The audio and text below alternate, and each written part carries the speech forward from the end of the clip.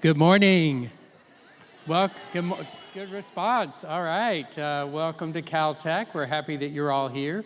Just a couple of little housekeeping notes before we get started. Is everyone's cell phone on silent or off? We want to make sure of that. Double check.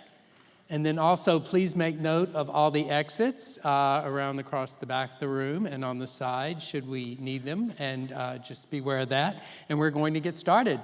I'm Mitch Aiken, and I head up educational outreach here in our Center for Teaching, Learning, and Outreach at Caltech. In CTLO and in the outreach office in particular, we provide Caltech connections to the local K-12 community and beyond, with opportunities for our undergrads, graduate students, postdoctoral scholars, staff, and faculty to develop communication and pedagogical skills, while also connecting with local students, teachers, and families, such as yourselves.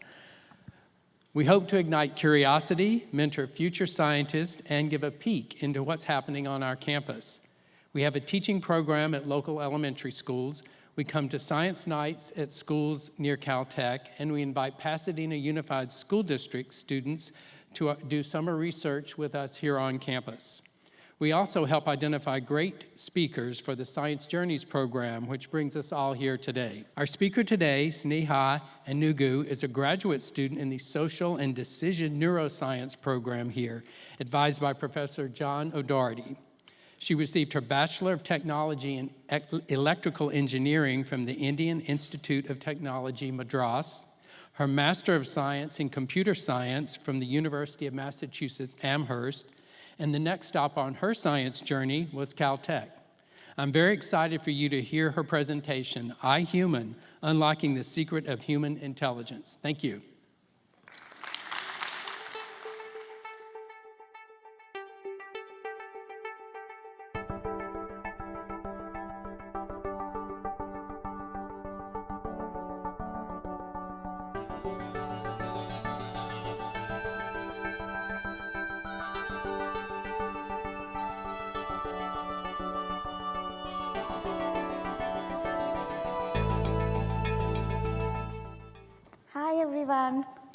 So welcome, fellow humans. Welcome to my talk.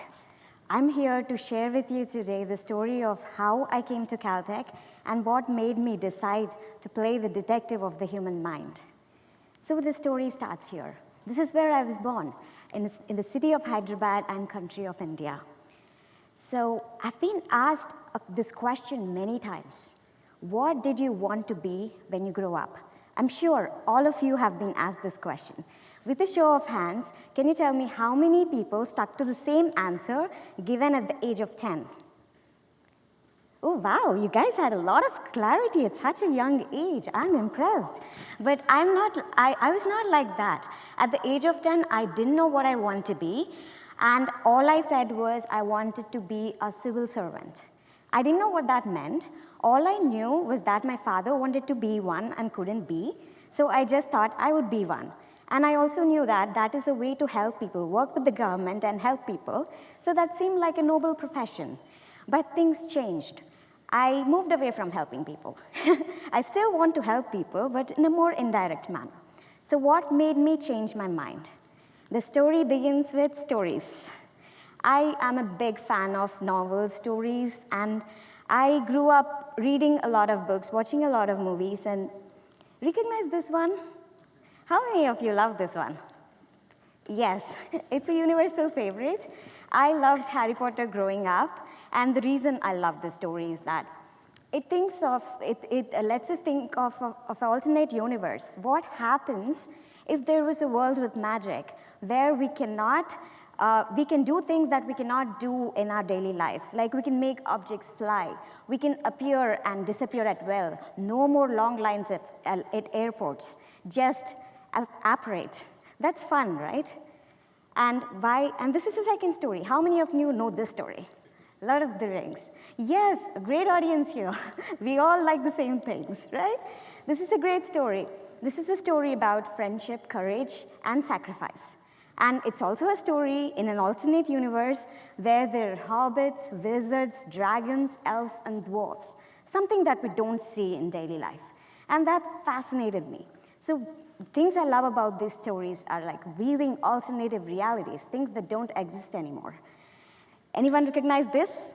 It's a major movie. I think all of you have seen this movie? Yes. So what does this movie talk about? What if we live in another world where water is just as scarce as gold? And what if there is a spice that can make you live longer and help you predict what happens in the future? None of us know what happens in the future. But if you take this spice, you will know the consequences of your actions. That's power, right? So in such a world, what happens? And this story, I, Robo, Space Odyssey, it's about machines gone wild. We create all these machines that think like us, act like us, and are more intelligent than us, and they take over the world. Or what are the consequences of living in such a world like this? So what is actually the commonality between science fiction, fantasy, and science? It's just that these media help us conceive of an alternative reality that does not yet exist, right? And that's fun. So what's common between science fiction and science, right? But imagine you're a time traveler. So you decided to travel back in time and visit this place in time, where you're using pigeons to send messages to people far off. If you had gone back in time and talked to those people that I come from a land where I can talk to my fellow humans all the way across on the opposite side of the globe within a matter of seconds. And what would they tell you? They tell you that you're crazy. That is science fiction. That is fantasy. But that is now a reality.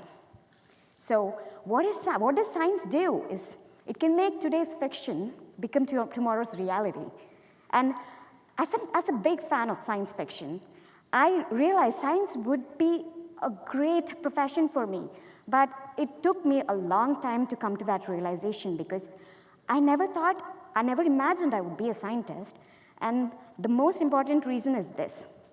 Who do you think of when you hear the word scientist?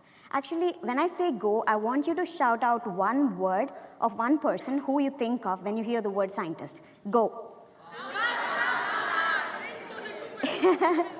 So, yes, legends. You think of legends, right?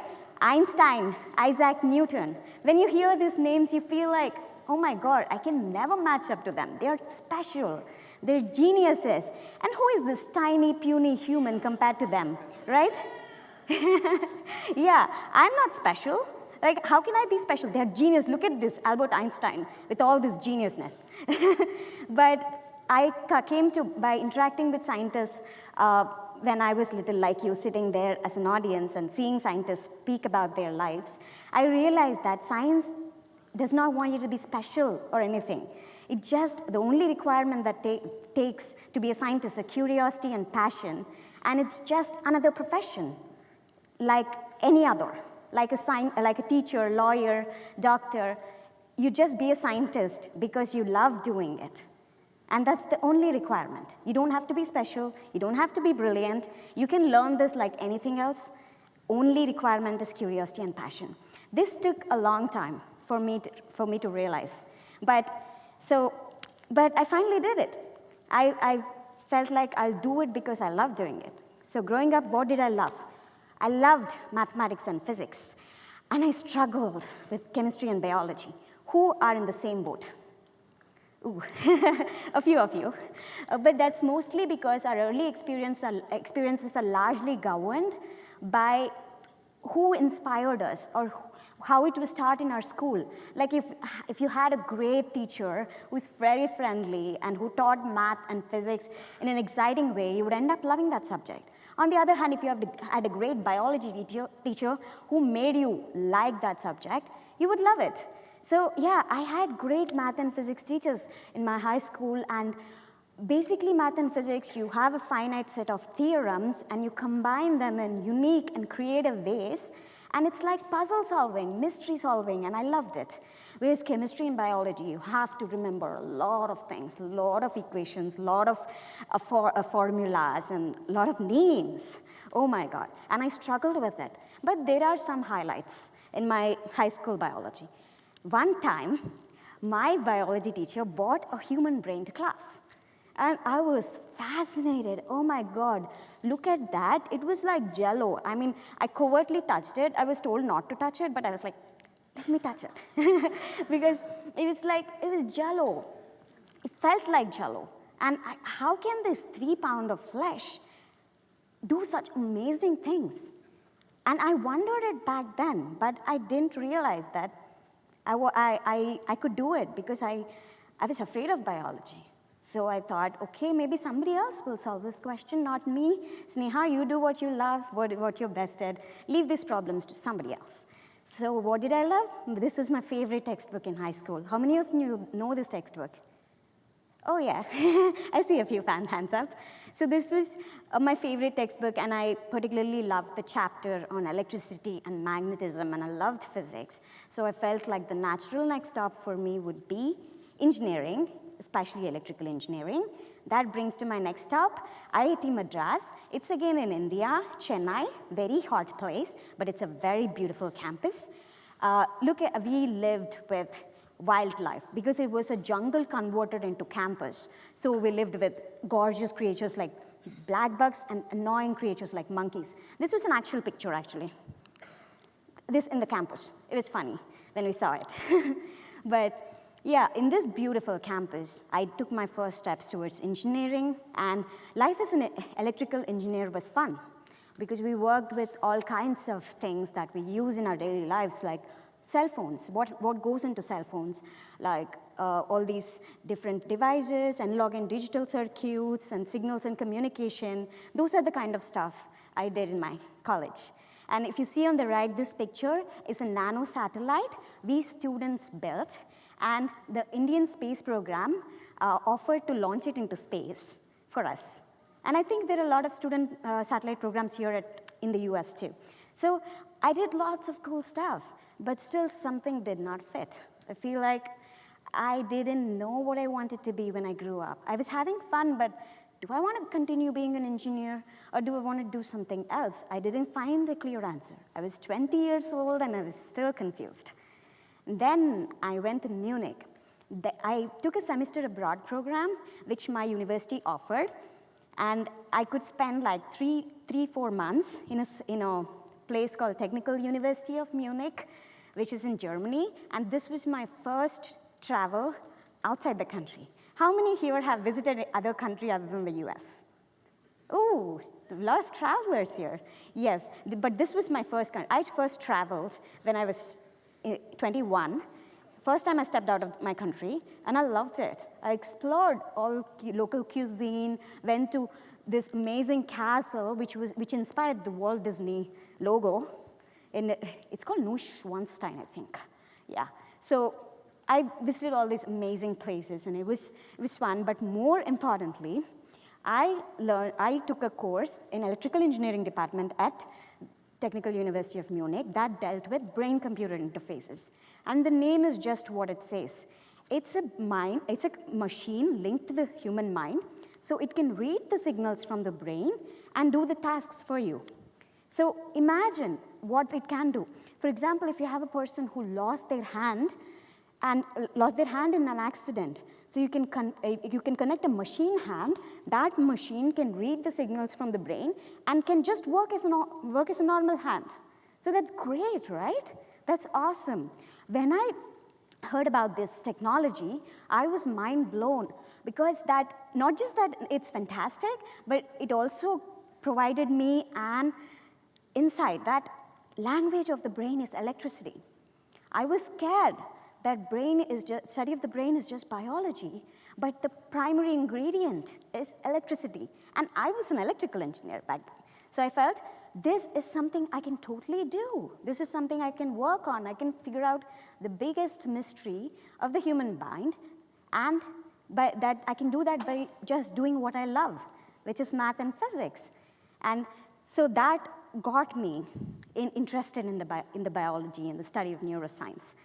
And talking about electricity, this is neuron, the primary electrical element in the brain.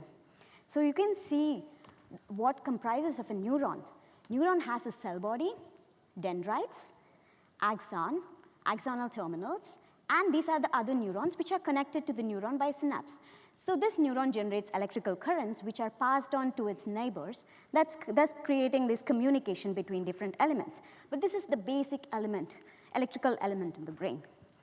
And using this just a simple electrical element, there was a revolution in AI back then, which is converting how biological neuron operates into simple mathematical abstraction of an artificial neuron. So how does this work?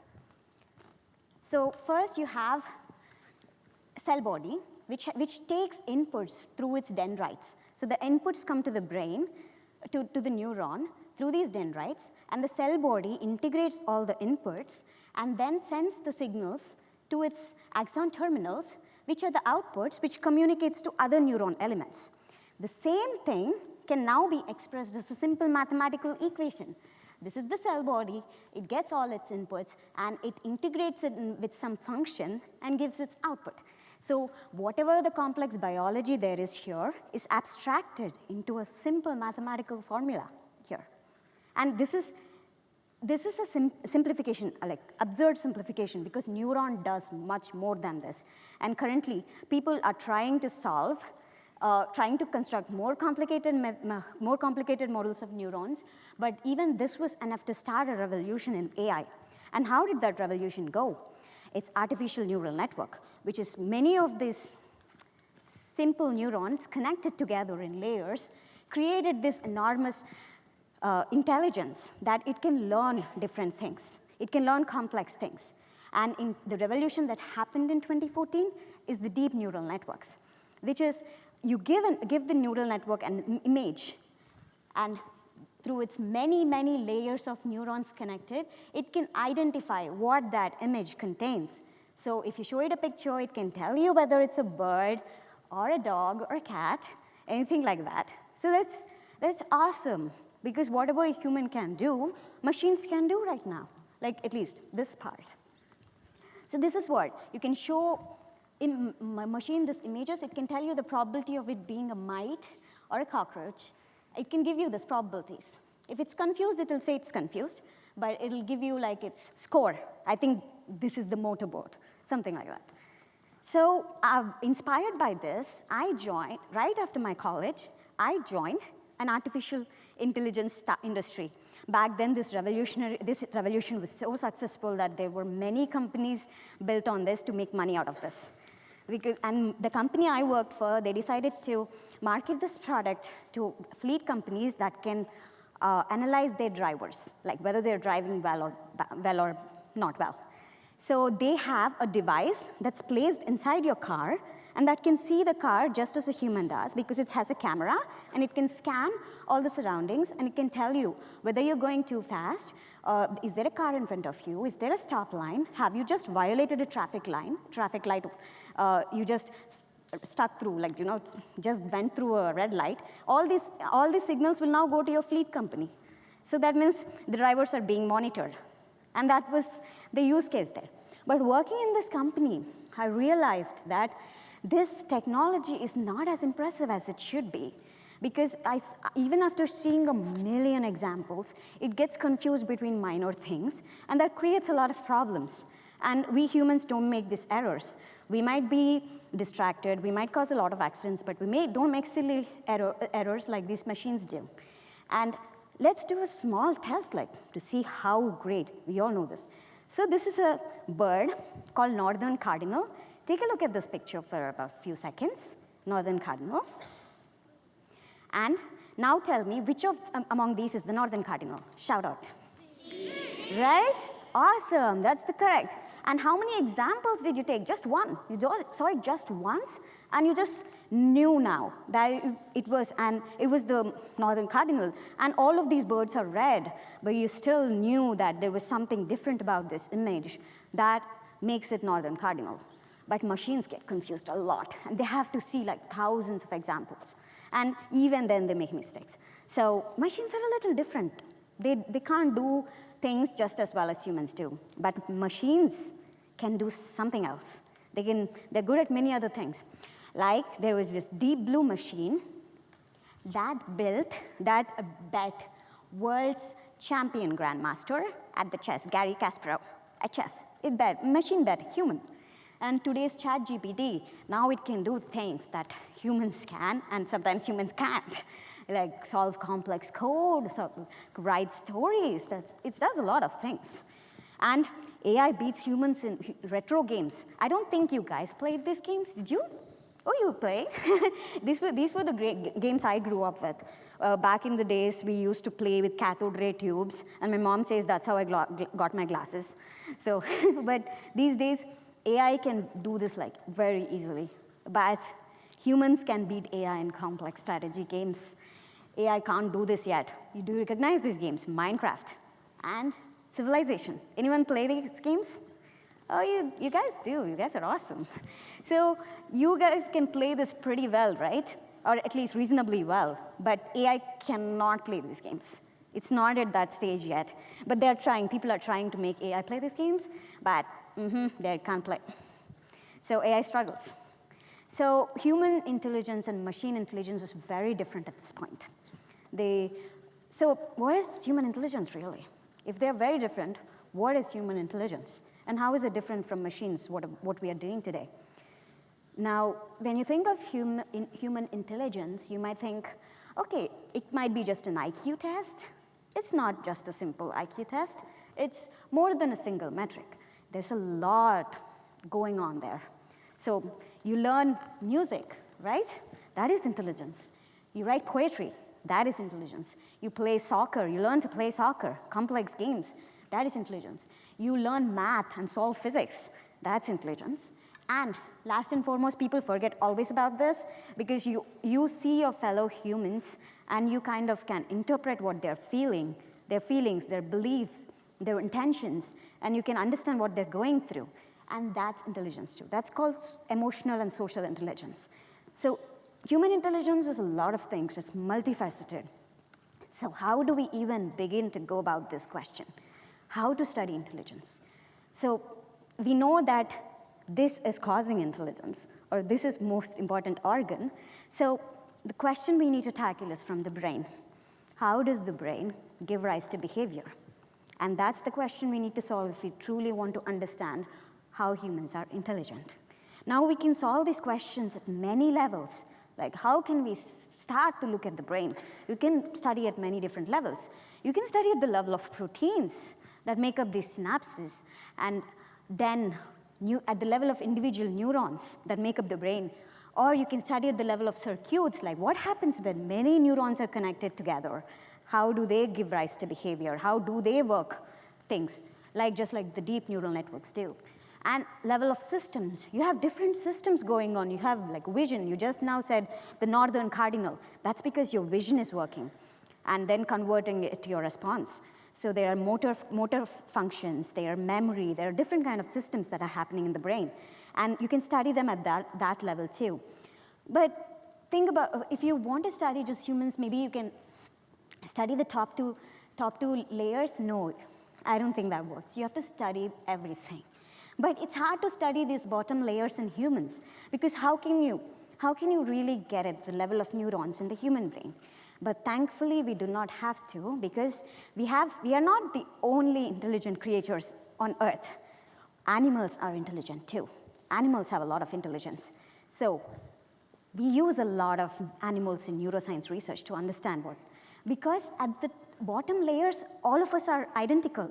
Dogs, cats, mouse, housefly, all of us have common electrical elements, the common principles. Only we humans differ in the top two layers. How these come together and how these are organized, that's where we are different from animals.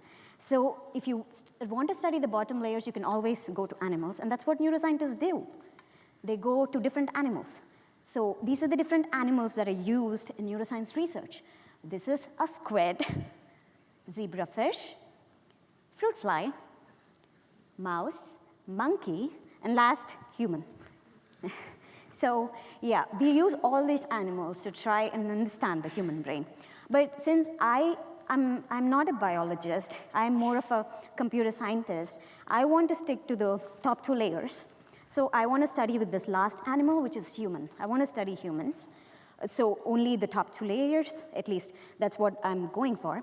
So that brings us to my next stop, which is California Institute of Technology, which is this lovely campus. Is this your first time visiting this campus? No. but it's a beautiful campus and a beautiful place.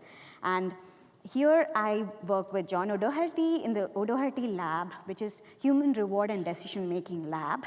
This is my advisor. And here I study human reinforcement learning, which is I study how humans learn, act, and plan in response to rewards. So let's deconstruct this. What is reward? What is reward?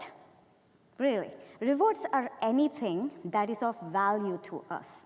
Like that is something towards which we are willing to work towards, put effort to. So you want to eat because food is a reward. You want food to survive, so that's a reward. And there is money. You're willing to work for money. And money is like a secondary reward because money helps you to buy food, so that's a reward too. And love is a reward. It's a social reward. And you like Instagram likes or Facebook likes, that's a reward because you like them. And then this one, why information? Why am I doing a PhD right now? What is my reward? Is I want to know things, curiosity and information. That is a kind of reward too. So our universe filled with rewards. And our objective as humans is to maximize the rewards in our environment. We try to get good grades because that gives us happiness, right? Having a good score, having a good grade that helps us achieve better things in future. So that is a reward, and that's why we were willing to work for it. And rewards are very personal too. What is rewarding to one person cannot be rewarding to another, or may not be. So it's like we have our own reward systems in the brain, like what makes us happy or what is of value to us. And so do animals. We first studied this classical conditioning in animals in it's called Pavlov's dog experiment. So let's see that experiment once. So you know that when you show food to a dog, it starts salivating because it likes food. Food is its reward. But when you show a bell, it doesn't respond anything because bell is of no use to that, right? Bell is nothing to it. But what do is you first ring a bell and then give it food. It starts salivating. This is during conditioning. You do it enough number of times for it to learn that once you ring a bell, it can expect food. So after conditioning this for a long time, when you show a bell, it will start salivating, which is weird, right? What is bell to the dog? Because it has learned that whenever I get a bell, I know I will get my food immediately after. So it has learned to predict. And why do we need to learn to predict these rewards? Because it helps us take actions towards them. Because once I know, if I hear a bell, I can get a food. So even if it's away from the bell, when it rings the bell, when it hears it ring the bell, it will run towards it because it knows it can get the food. And that's why learning these associations are helpful, because it helps us to get these rewards. And this is called Thorndike's box. What this scientist did is he locked the cat in a box and created some complex puzzle out of it. So the cat has to press a series of actions, like press this lever first, then press this other lever, and then it can open this box. And you know what? Cat solved this. And that's intelligence too, right? It figured out how to get out of the box. It figured out how to solve the puzzle. And that is reward too. And we're willing to act for these rewards. And that's why games are so fun, right? Because games are like simulations of the real world. There are stories in games. You are like this brave warrior who's going to kill all these villainous beasts and emerge victorious. So that's a reward too. You get high score in the game, and that's a reward. And that's a simulated environment. We don't have that in our daily lives, right? We don't fight these beasts in daily lives, but it's still a simulation. The game is like simulated world where we do all these fantastic things to earn rewards. And that's why games are fun. And guess what? Games are a great platform to investigate how humans learn, because you play video games every day and you get better at them every day, right? You play it for a couple of times, you understand how it works. So that means you're learning something about the game. You're learning something about the reward system and how to act so you get high points in the game. And that's what we want to get at, how humans are doing that. Because AI can't do that yet. Yeah? But humans can. They can learn this. And so what makes humans so much better at learning these complex games like Minecraft? And that was what I'm trying to figure out as a graduate student in Caltech. And my proposal is that humans are good at setting goals and discovering goals in the environment. They identify, they can break down things and try to see how each thing fits into the other and how to combine them so I can solve this complex task. So it can do these complex things by setting sub-goals and goals. Whereas machines can't do that. Machines just see a million examples and try to figure out, okay, if I do this, I might get this reward. But it does not have this picture of the world. It does not set goals. And that's what I wanted to solve. And recognize this game? Anyone ever played this game? Yes? It's called Settlers of Catan. Now, a lot of you guys know this. And I used to play this a lot with my friends. You guys know this game. You collect resources and you build things so you can win high points in the game or reach the score of 10 before anybody else. Of course, there are a lot of complications in this game, but the essential part is you have a lot of different options to do. Right now, you can build a house, or you can wait to get more resources to build something else or collect a development card. You can do a lot of things, but you have to observe the situation around you, see what your friends are doing, see what resources are good now, and then decide what I want to do right now. And that part, I took inspiration from this game, and I created a simple game out of my own to study, to use this as an experiment. This game is, so basically through my game, I want to address how do people select goals. When multiple options are available, how do they pick the right one? And for that, I created this game called Cosmic Constructions, where you own a construction company in outer space, and you can build 3 items. One is you can build a house, where you can collect stone, concrete, and metal. And you can build a spaceship, where you can use glass and metal to build a spaceship. Or you can build an observatory, where you can use stone, concrete, and glass to build an observatory. So you basically have 4 resources, and each resource is being supplied by an alien. And you need to select the correct alien to get the resource. But the catch here is these aliens give the resource some of the times and do not. Sometimes the resource is more abundant, and sometimes it's not. So you have to read the situation and see which alien is giving what resource and how likely it is to give resource and whether I can get points or not. So the objective of the game is to build as many things as you can, because each time they build an item, we give them 50 cents. So if they build 20 items, they get $10. So that's awesome, yeah. So they can actually win money through this game. So we developed this game, and so we try to see how people choose what items. Do they choose the correct item? Do they choose the right item when the situation is right? And how do I go about this? Like once I have the game, what is the next step I do? I look inside the brain. Anyone recognize this machine? It's an MR machine, yes. You guys are all smart. So what does a fMRI machine do? Basically, it tries to see which regions are more active in the game when you're doing a task. And how does that do that? Because when part of the brain is more active, it takes up more oxygen. Because neurons are electrical elements, but they also need their fuel. They need to run, so they take up more oxygen. That's how they run. And once oxygenated and deoxygenated blood have different magnetic properties. When something is taking up more oxygen, it behaves differently in the presence of a magnet than the other thing. So it's again physics here. You've come back to physics. So what this MR machine can do is it can detect these tiny differences in these magnetic properties in the blood flow. So that's why when you put people in the scanner and they do the task, we know which regions are taking up more metabolic activity, and then we can figure out those regions are acting when you're doing this task. And this is how like a image reconstruction from MRI looks like these places where you think there's more blood flow when you're doing that particular action. And on the right, this is 2 weeks ago actually, I did my first MRI scanning of this task, and this is my friend Julia, and she's the participant. She played the game for me, and while inside the scanner. So I can see through this, what do I expect to find? I can see what regions facilitate selection of goals, and how does the brain decide when it is time to switch away from this goal and move on to the next one, because it realized, okay, this is not working out, I need to move on. And when does that happen? What regions are facilitating this process? We want to know, because this hasn't been studied before. Nobody knows it yet. And I'm the first one who's trying to attempt. So it's fun. As a scientist, that's what you get. Like, you'll be the first one to figure out like what's happening.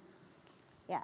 If there are differences in how people are performing in the task, so can I find these differences in the brain? When I look at their brain activity, when I compare two people doing the task and they're doing it very differently, can I look in the brain and see how are they different? And that's what what I expected to understand my study. I collected one participant, so I'm doing 30 more and trying to figure out how, I'm trying to see what I find. And then if I find something cool, I will present it to the world, saying that, okay, I did this. And this is one of my pictures presenting my results at a conference in Oxford. One of the perks of being a scientist is you get to travel and talk about your science, talk about what you did and what you found, because everybody's excited to know what is happening. Yeah, that's fine.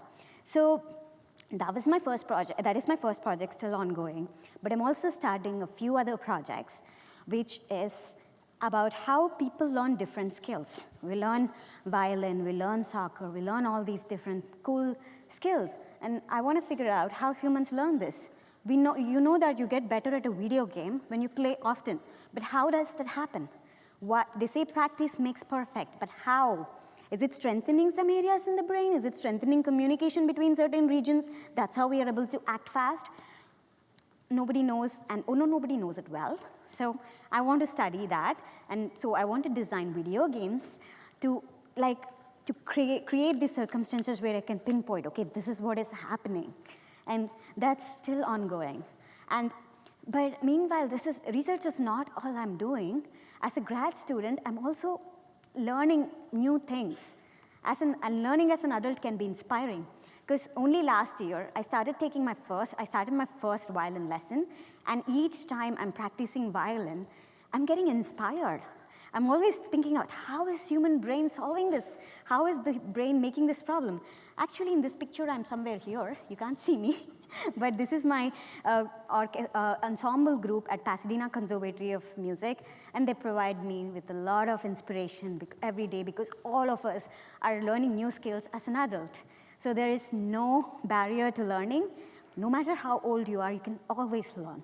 You can be a perpetual student. And this also inspires my research every day, because I'm constantly thinking, how is it that my brain is doing this? How is it that I'm getting better every day at doing new tasks? And that's fun, and that's been inspiring. But maybe when we figure out why humans are so good, we can understand how to create genuine artificial intelligence, true intelligence, not the ones we see machines doing today, but the true ones, like our own R2D2 or C3PO in the future. Maybe science fiction will one day become reality. That is cool. But more importantly, we'll figure out how humans are solving all these complex tasks and what makes us human. And like an engineer asks, how does a TV work? How does an airplane work? I want to ask, how do humans work? And I feel like I've come a long way through my journey, but I also feel like I'm just beginning to start. And the journey goes on. And thank you here today for coming to my talk and sharing my experiences. And I'm thrilled. I hope many of you will continue and join me in my experience and join me in my journey. And neuroscience is great. No matter what subject you like, no matter what field you like, you can always contribute to the study of intelligence, because we need physicists, we need biologists, we need chemists, we need statisticians, we need everybody to figure out the human mind, because this is one of the biggest unsolved mysteries in the brain, and you can all do it, because I don't think it's going to be solved in my lifetime, and you guys have to take it up too. Okay, thank you.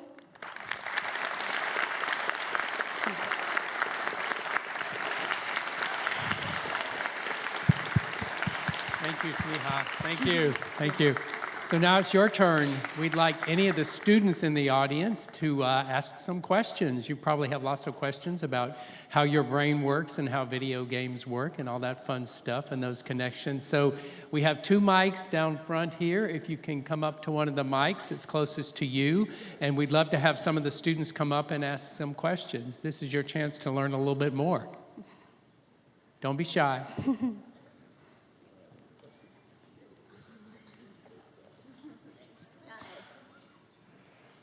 How did you choose what your reward for your games are and what the objective is? That's a good question because rewards can be very personal, right? So here I wanted to see how people select their goals. So I wanted to make sure that completing a goal will get you a reward. Like you finish your house and that when you get the reward, that means your objective is to finish building one item. So how do you finish it fast? One strategy for finishing fast is to select the goal that gives the best resources or best available resources. If stone or glass is most available, you go to observatory because that will finish your building fast and you'll get a reward and you can continue building again. And of course, the situations change. Immediately after you're building observatory, maybe the glass is now devalued or glass becomes scarce. So then you can shift to another goal. So when you set the reward so that you finished building, and that's when you get the desired response. And that's kind of like the real world, right? You need to finish tasks. Yeah. Thank you for the question. Anything else? What's the science behind AI? Science behind the AI. The neural networks, actually the AI is a very big field. It involves a lot of statistics and computer science, but most importantly these days, the revolution these days is because of the neural networks. So I showed you the symbol of a biological neuron, which is like a mathematical formula, right? So when these artificial neurons are connected in big networks, they can solve problems. And how do you solve the problem is you learn the weights connecting these different neurons. So each neuron connects to the other neurons in a certain way, and it gets the input signals, and it generates output. So you give it a million examples, so it knows for a given input what is the correct output. So it sees these examples many times, and it organizes its weights between the connections, so that it can identify, okay, if I see this input, this has to be the output. And that has been the big revolution in AI today, and that's the most important. But AI has many fields. Many different things, like maybe chess, the Deep Blue machine runs on different algorithm altogether, maybe.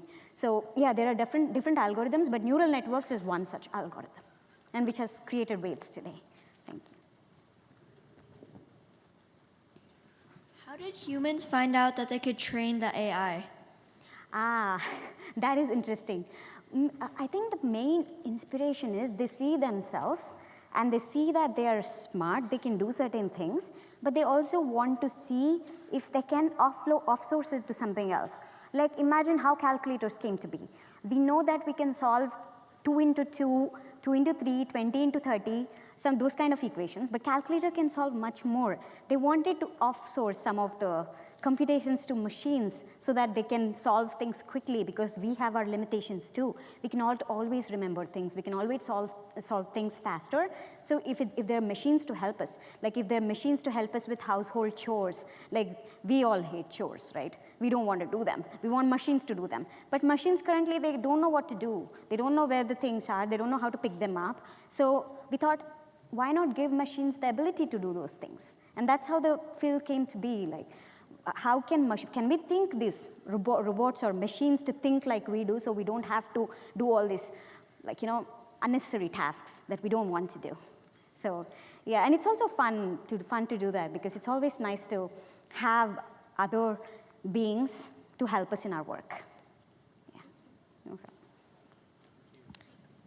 Oh, hi. Can you tell more about how AI doesn't know how to play Minecraft?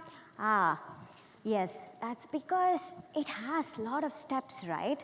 Because you need to collect certain resources, you need to know where to go, and there are a lot of things to do to achieve a particular goal. Currently, machine does not know what to do right now in the game. So what these retro AI games, how they do is you show them a bunch of gameplay data, and it can kind of figure out, because those games are very simple, but these games require tons of more steps and lots of more intermediate things. And like, for example, if you want to build an axe or something, you need to collect stone, you need to collect wood, you need to combine them together. There are a lot of things going on, which the machine, which AI can't yet figure out. And people are trying so hard. Right now, AI industry is trying so hard to make that happen. And maybe they will. Maybe they will find out a way, I think. Yeah, they'll eventually do. And yeah, so maybe we will get there soon. Do you think you're going to create any more games in the future? Yes, I am. I'm actually planning to create, for the skill learning, I'm planning to create my own games in Unity environments, and so that I can change the conditions. So I'm like this, now like a god entity when I'm creating the game, so that I can make changes to the game like as I see fit, and then if in this condition, like a human plays this way, I know that they are learning something about this environment. So even like several video game companies are doing the same thing, because they want people to play more, and they know what makes people happy and what gives this additional. They increase this level difficulty in stages, so that people, there is a learning curve. There is always a learning curve. You can't just stuck in level 1. There's always a level 30 that you can go to. And that is just for fun, but we are planning to use that for research. Yeah. We'll go to this side. Yes. Do you think AI is going to take over the world? Yes, lot of, that's not a bad question, because a lot of great scientists are arguing about that, because we have created these great technologies that we have no control over, like nuclear power, even social media we have no control over. They think that maybe, but I don't think I don't think it's possible, because we can always program the machines to act in a certain way, but I don't think they will ever have that sentience. I don't think so, but that, although lot of great scientists are worried about this, but no, I don't think that's a possibility, because they don't have that ability to set goals, and if we give them the ability, we can always control it, and I don't think it's a problem. I don't think it is there yet. Now AI is so bad. Current AIs, okay, should not say that, because they have done great progress in AI, but it's not even comparable to human right now. So not in the near future, no. But yeah, but even big scientists are worried about that. No. Yeah. When was artificial intelligence first made? Oh, actually, I don't know this question. That's a good question. I should look it up too. I don't know. I think it might be, robotics, I know who first did. Isaac Asimov, the science fiction writer, he first introduced the term robotics, and that became a big field today. So that way it started from stories and science fiction. But artificial intelligence, I actually don't know who coined it first. It's a good question, yeah. How do websites make recommendations of what you think you will like? That's through AI. That's a very good question. So they see what these companies like Amazon or Facebook or any shopping companies, they have a lot of user data. They see how a particular user, you and I, we go into the website and do all this shopping thing. So they can train our preferences, train a neural network to learn our preferences, to learn what we like, what we are buying, so it can try to predict what we are going to need next, or what is our preference like, and they can give you the recommendations based on they have a big shopping cart, right? So based on the network, it learns our preferences, and then it goes and gives the next best item that we are more likely to buy.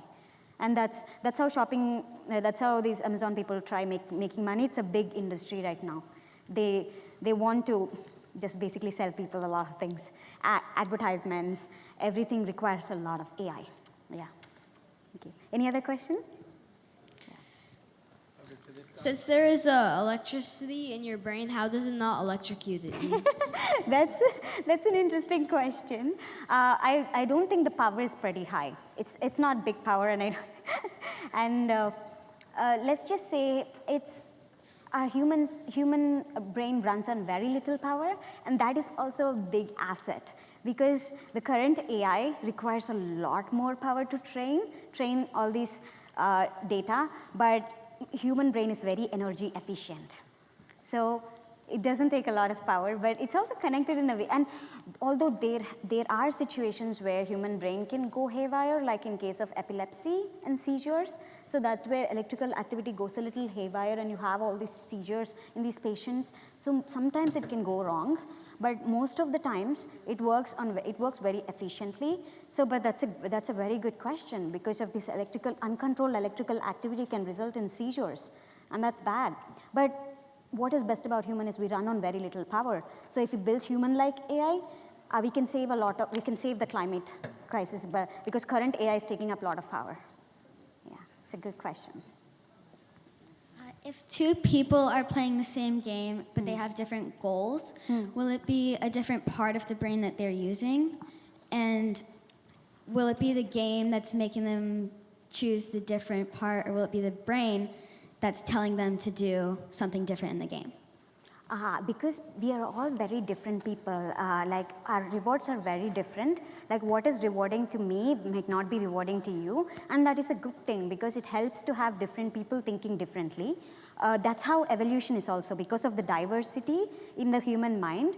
It can, like if situations go bad, one person can handle this situation, the other person can handle this situation. So we are not all functioning alike. And that might be mostly because of how our brain is, how different brains are organized. And that is what I want to see in the brain, that for the same game, how two different people are reacting differently. And can I point that back to the brain? Is there a different brain region that is performing more in this person acting this particular way? Maybe the organization is different, we don't know. And that's what we want to find. Yeah, it's a good question. Yeah. How did humans find out how to like program the first games ever made?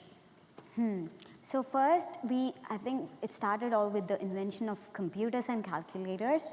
So we know like how to create this set of commands for machines to do. Back in the days, machines were very like straightforward. Like you have to tell them exactly what to do.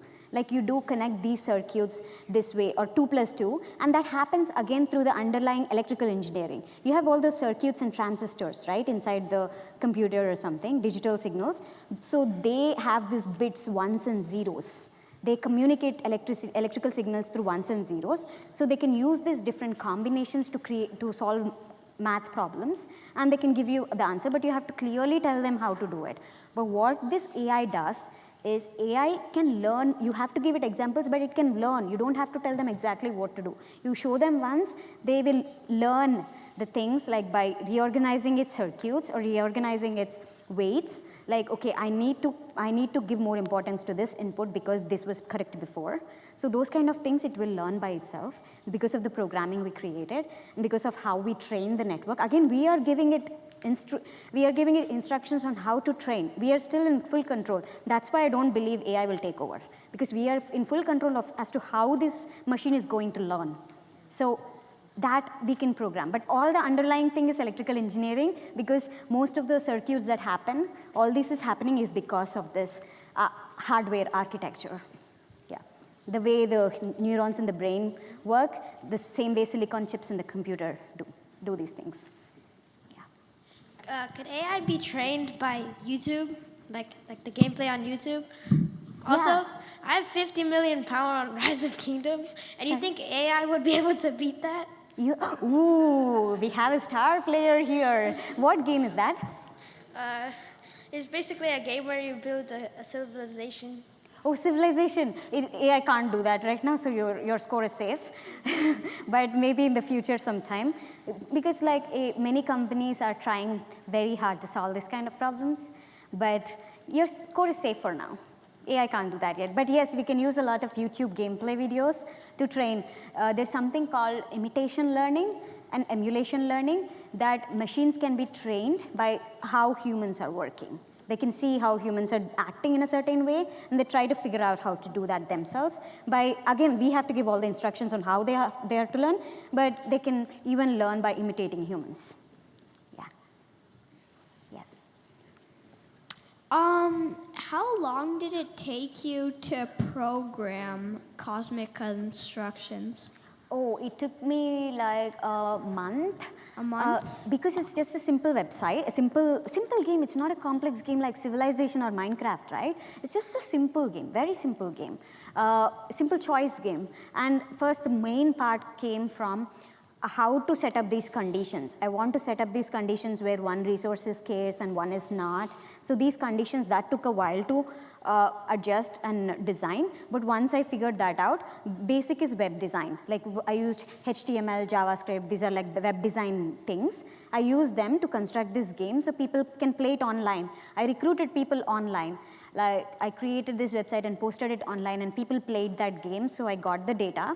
Once I got that, then now I'm recruiting people in person to play it in the fMRI machine.